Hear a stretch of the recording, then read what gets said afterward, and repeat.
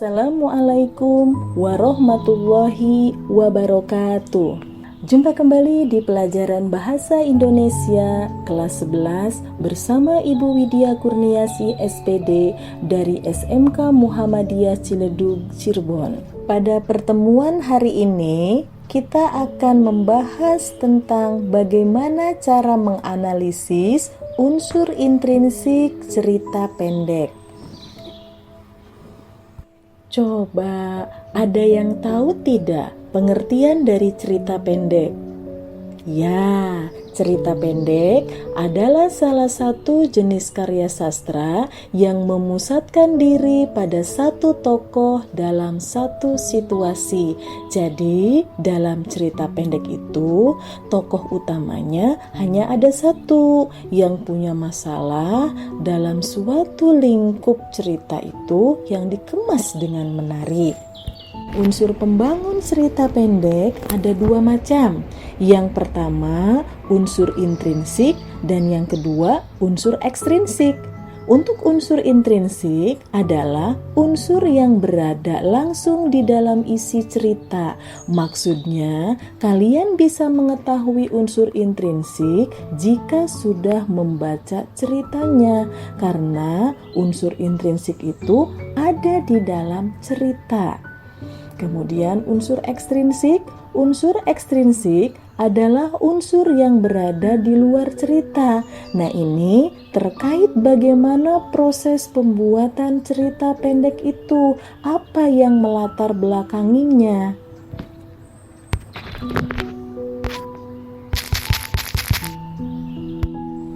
Kali ini yang akan kita bahas adalah unsur intrinsik cerita pendek. Ada 7 unsur intrinsik cerita pendek. Yang pertama, tema. Yang kedua, penokohan. Yang ketiga, latar. Yang keempat, alur atau plot. Yang kelima, amanat. Yang keenam, gaya bahasa. Dan yang ketujuh, sudut pandang atau point of view. Sekarang kita akan bahas satu persatu ya, unsur intrinsik cerita pendek itu. Untuk yang nomor 1 adalah tema. Tema itu adalah gagasan yang menjalin struktur isi cerita. Kemudian 2, penokohan. Penokohan adalah cara pengarang menggambarkan dan mengembangkan karakter tokoh dalam cerita. Nah, jadi untuk penokohan nanti kalian sebutkan tokoh-tokoh ceritanya siapa saja dan bagaimana karakter tokoh tersebut. Lalu yang ketiga ada latar atau setting. Latar atau setting adalah keterangan mengenai ruang, waktu, serta suasana terjadinya peristiwa di dalam suatu karya sastra. Nah, latar atau setting ini ada 3 macam. Ada latar waktu, yaitu latar yang menunjukkan waktu, hari, tanggal, bulan, tahun, begitu ya. Nah, kemudian latar tempat, latar yang menunjukkan suatu tempat. Kira-kira kejadian dari cerita tersebut di mana? Apakah di sekolah, atau di terminal, atau bahkan di pasar? Dan satunya adalah latar suasana. Bagaimana suasana cerita tersebut tergambar? Apakah suasananya menyedihkan, mengharukan, atau mencekam? Itu adalah macam-macam latar. Kemudian yang keempat, alur atau plot. Ini disebut juga jalan cerita. Ini adalah struktur rangkaian kejadian dalam cerita yang disusun sebagai urutan bagian-bagian dalam keseluruhan fiksi. Secara umum, alur dibagi menjadi 3 macam. Yang pertama ada alur maju, kemudian alur mundur, dan alur campuran. Untuk alur maju adalah alur yang menjelaskan peristiwa yang terjadi di masa sekarang. Kemudian alur mundur, alur yang menceritakan tentang peristiwa-peristiwa yang terjadi di masa lalu. Sedangkan alur campuran adalah alur yang menceritakan peristiwa di masa kini, kemudian ke masa lalu, lantas kembali lagi ke masa kini. Itu alur atau plot dari cerpen. Lalu yang kelima, amanat. Amanat adalah pesan yang ingin disampaikan pengarang berupa pemecahan atau jalan keluar terhadap persoalan yang ada dalam cerita.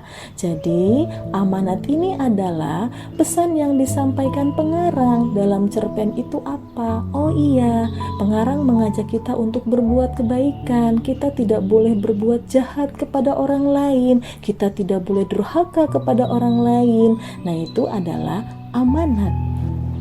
Lalu yang keenam, gaya bahasa. Gaya bahasa adalah cara khas penyampaian dan penyusunan dalam bentuk tulisan ataupun lisan. Gaya bahasa di sini adalah gaya bercerita pengarang. Ada yang bahasanya menggunakan bahasa-bahasa yang sederhana tapi menarik. Ada bahasa-bahasanya dengan menggunakan bahasa baku yang sulit dipahami. Ada dengan bahasa sindiran. Nah, itu contoh-contoh gaya bahasa. Kemudian yang ketujuh, sudut pandang. Sudut pandang adalah cara pengarang menempatkan dirinya terhadap cerita atau dari sudut mana pengarang tersebut memandang cerita itu.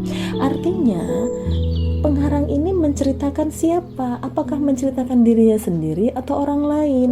Kalau pengarang menceritakan dirinya sendiri, maka pengarang itu menggunakan sudut pandang orang pertama. Cirinya menggunakan kata aku. Tapi kalau pengarang menceritakan orang lain, berarti pengarang tersebut menggunakan sudut pandang orang ketiga. Biasanya menggunakan kata ganti mereka atau nama tokoh disebutkan. Nah, itu.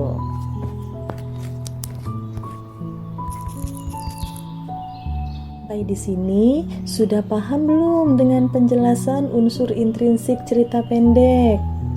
Ya, kalau sudah paham, kita coba latihan ya. Kita lihat dulu bagaimana contoh analisis unsur intrinsik cerita pendek. Coba perhatikan, di sini ada sebuah cerpen yang berjudul Bersiap Kecewa, Bersedih Tanpa Kata-Kata, karya Putu Wijaya.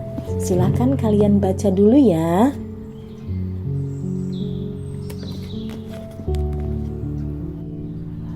Berikut ini adalah hasil analisis unsur-unsur intrinsik pada cerpen berjudul Bersiap Kecewa, Bersedih Tanpa Kata-Kata, karya Putu Wijaya. Silakan kalian amati dan kalian pahami ya. Jika sudah, silakan kalian mencari sebuah cerita pendek, lalu kalian analisis unsur-unsur intrinsiknya seperti contoh yang sudah kalian amati. Jangan lupa gunakan bahasa yang baik dan benar. Sampailah kita di akhir pembelajaran hari ini. Mari kita simpulkan materi pembelajaran kita tentang menganalisis unsur-unsur intrinsik cerita pendek. Cerita pendek adalah salah satu jenis karya sastra yang memusatkan diri pada satu tokoh dalam satu situasi. Kemudian, unsur-unsur intrinsik cerita pendek ada 7 macam. Yang pertama ada tema, kemudian penokohan, lalu latar atau setting, yang berikutnya alur atau plot, amanat, gaya bahasa, dan sudut pandang atau point of view. Demikianlah pembelajaran kita hari ini.